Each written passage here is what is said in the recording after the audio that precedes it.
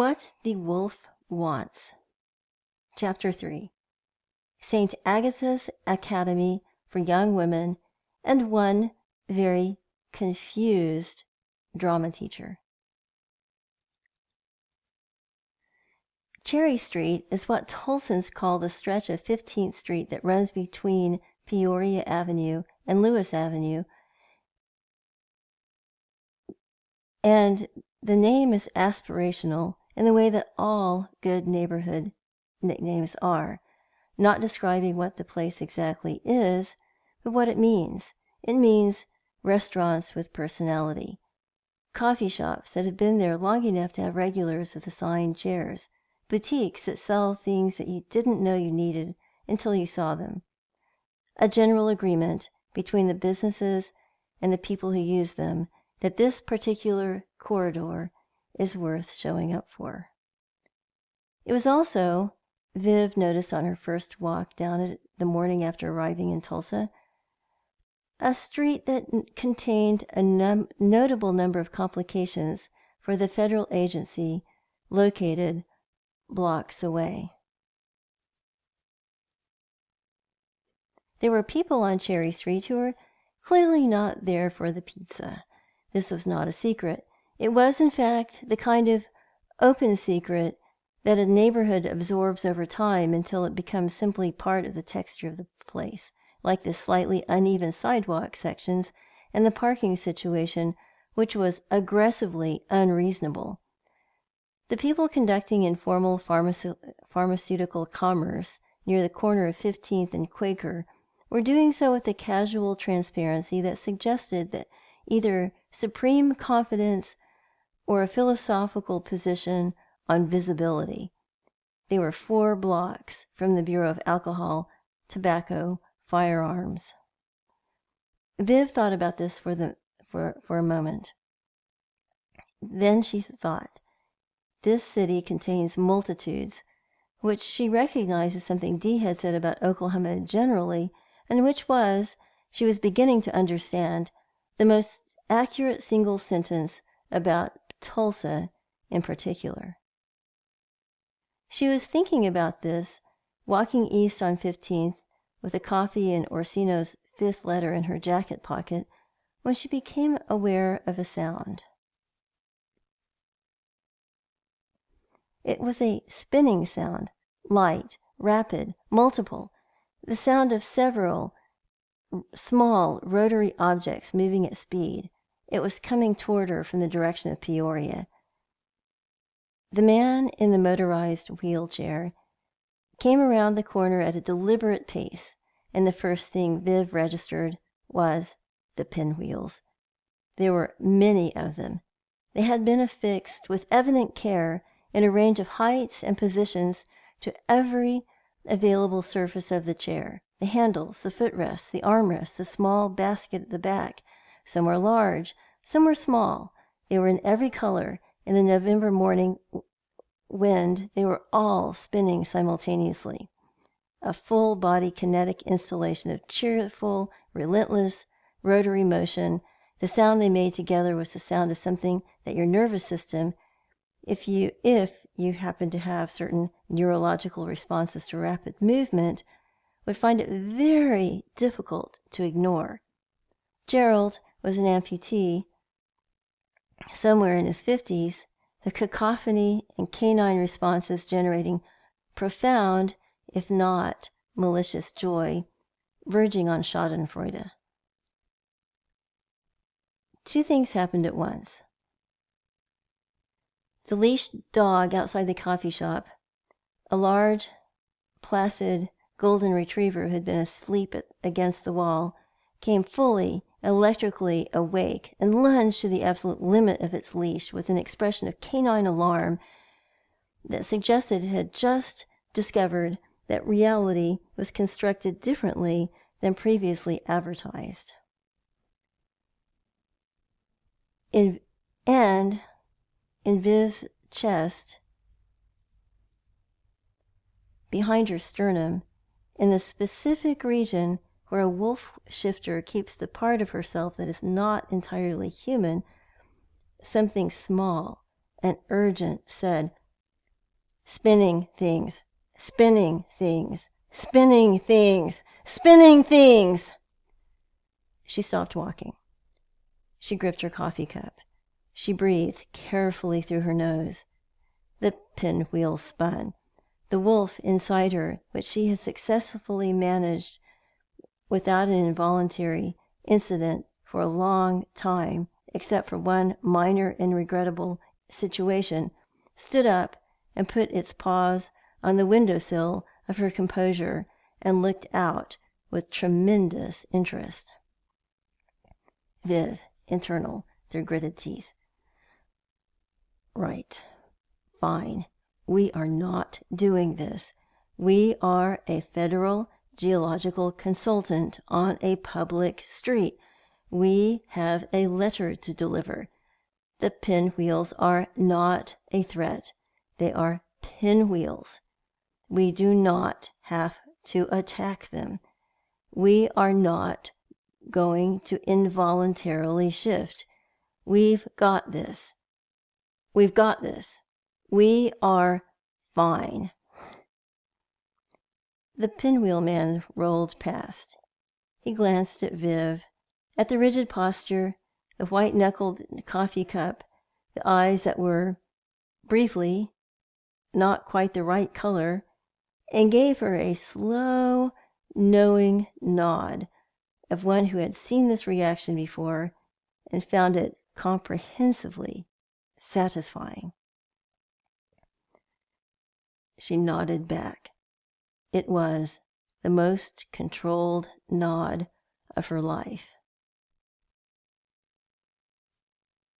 Hideaway Pizza had been on Cherry Street since the 1970s, which meant it had been on Cherry Street longer than most of the businesses around it, and had sprung into being fully formed, like Aphrodite rising from a clamshell, except it rose from a pizza pan girded up with tie-dye T-shirts and walls with so many photos and snapshots it looked like vertical scrapbooking.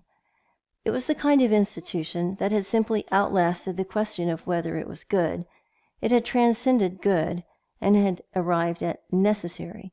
The sign was in cursive script in neon.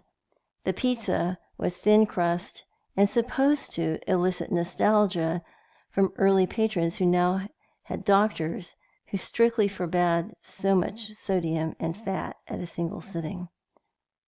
The corner booth had, for approximately the last 4 years, contained Tobias Thornwood. Dee had mentioned Tobias Thornwood in the patrol car with the brisk, resigned tone she used for phenomena that were real, recurring, and not addressable through any standard procedural channel. Olivia's uncle, she'd said, retired. Lives somewhere between the Thornwood house and that corner booth, depending on the season. Wears a beanie.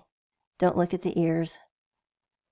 Viv had filed this under context to be gathered later. She was gathering it now. Toby was in the corner booth with a Tulsa brewed amber ale, a half-eaten pizza, and a beanie hat pulled down with the careful deliberateness of a man compensating for something specific. He was, perhaps 60, with the comfortable, settled look of someone who had decided that a corner booth in a tie-dye, hippie-vibe pizza restaurant was a perfectly reasonable headquarters for a life, and had been proven correct for long enough that the argument was closed. He looked up when Viv came in. He looked at her for exactly the length of time a shifter takes to identify another shifter, which is not long, and then he smiled, the smile of a man who had been waiting for something interesting to happen and recognized that it just had. Toby. Sit down. You're one of us. Also, you look like someone who just had a pinwheel situation on 15th Street and could use a beer. Viv responded. That obvious? Toby. Well, the eyes go amber. Just for a second. Most people don't catch it. Tapping his own eye. I catch it. Viv. I think he does it on purpose. Gerald? Absolutely on purpose. He's been doing it for 3 years. I think he started the pinwheel collection specifically after he noticed what happened to the Hendersons' dog every time he came down the block. Found his calling, you might say. I respect it deeply. I wear the beanie specifically because of Gerald. Viv asked, "How many pinwheels does he have now?" "Well, I lost count after 47. He's added a rotating seasonal selection since October. There were Halloween ones last month, light-up ones. I had to go home early. Too much of that and my wool starts exhibiting Tourette's syndrome." The beer arrived. Viv had not ordered it. The server, a young woman who Toby addressed as Mr. T without irony, had simply brought it. "I have a letter to deliver to your niece." Toby, his expression undergoing a specific knowing shift. "Oh, yes, Ro Orsino. You know him?" "He's been sending letters for 4 months. The last one compared Olivia's emotional unavailability to a," consulting his memory with visible relish, "caprock formation resisting erosion. I'm going to be honest with you. The man is very good at his actual job, but the letters are a different story altogether." Viv, I'm aware."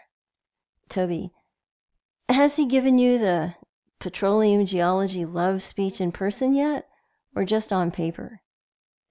Viv, on paper so far. He mentioned it will be extensive. Toby, raising his ale, "You have my deepest sympathies and my full support. Welcome to Tulsa."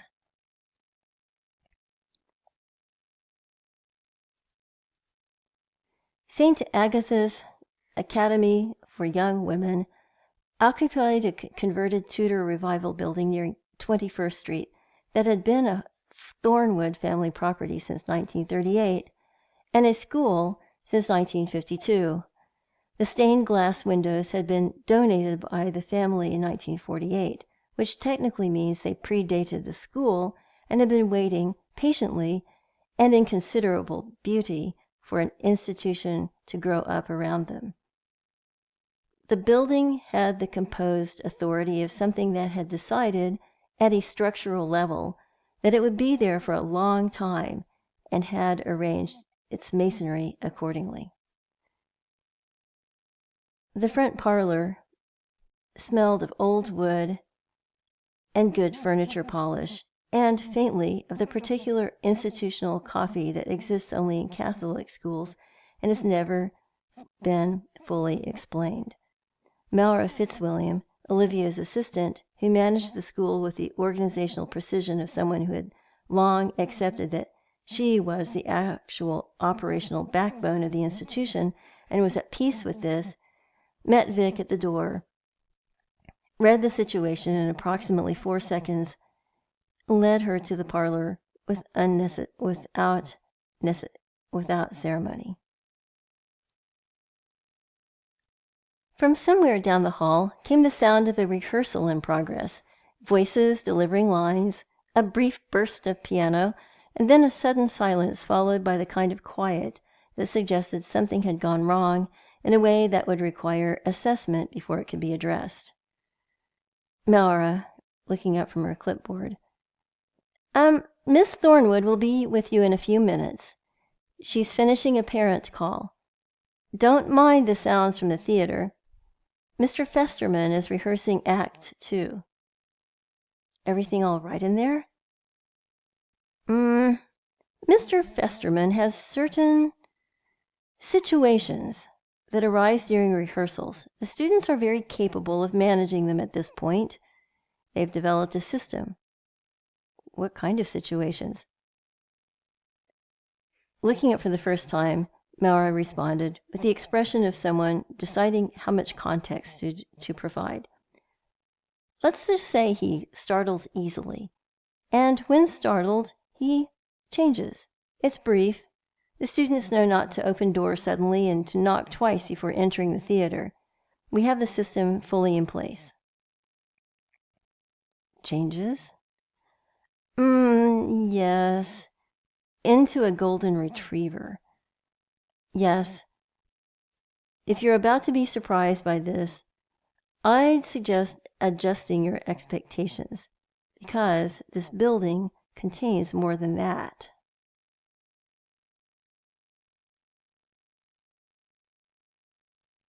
Viv decided that her cover story was, in the context of St. Agatha's Academy, probably not the most unusual thing going on in this building, and, well, she felt marginally better about it.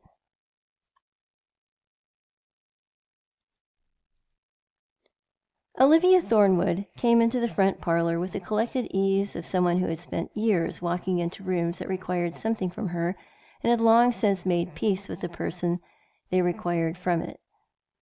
She was 35, with the kind of composed, clear-eyed beauty that looks like it was achieved without effort and actually represents years of practice at not letting any of the considerable weight she was carrying land visibly on her face.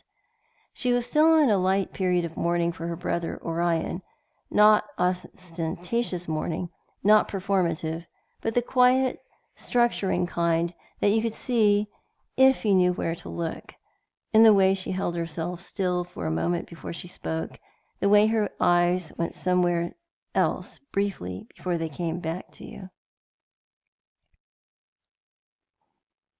Olivia. Mr. Calloway, I'm told you're consulting with Agent Orsino's office. He's very persistent. He is. He sends his regards.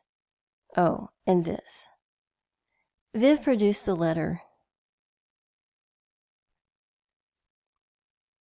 Olivia took it, with the practiced neutrality of a woman who had received 4 such letters and had developed a system for them, and she would read it later, privately, in her office, in the same way she addressed all correspondence that required more careful management than her expression was currently equipped to provide.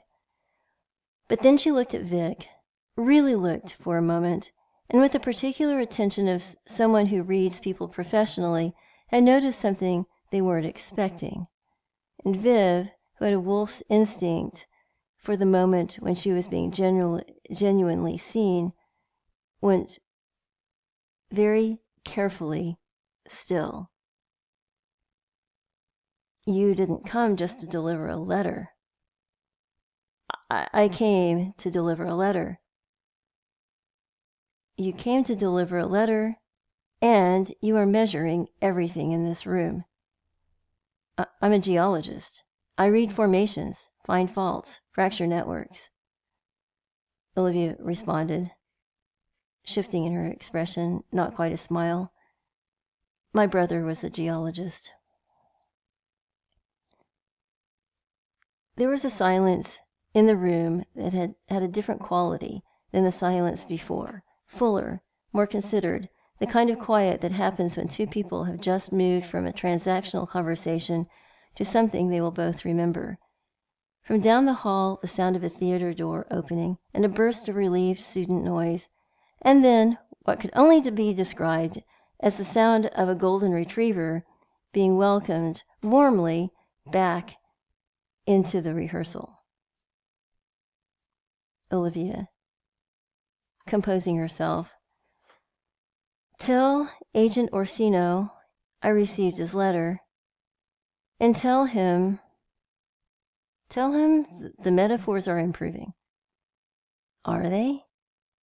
Olivia, with a ghost of something genuine. No, and even if they were, I don't like them. I don't like them at all. They produce pain. But don't tell him that. I suspect it's best to say nothing at all.